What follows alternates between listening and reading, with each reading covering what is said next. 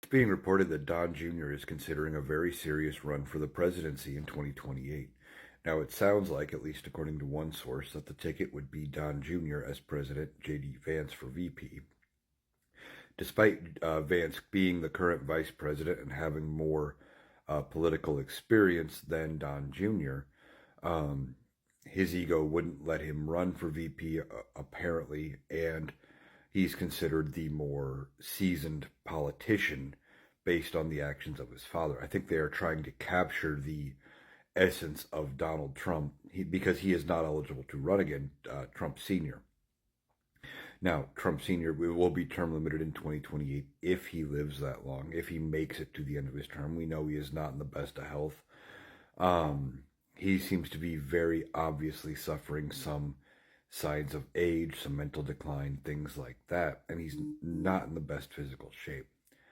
Um, but the Republicans may try to run Don Jr.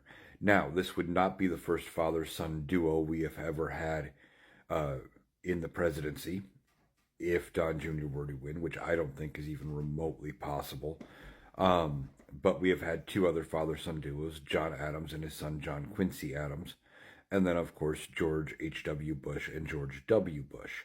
But we have never had a father-son uh, duo that have been directly behind each other, one after the other. And I don't think it's going to happen. Don Jr., if he were to run in 28, would get destroyed in the polls. I don't think it would even be close. He's going to carry the stink of his father and how bad this term already has been, and how bad it's probably going to be by the end of it, all the way through.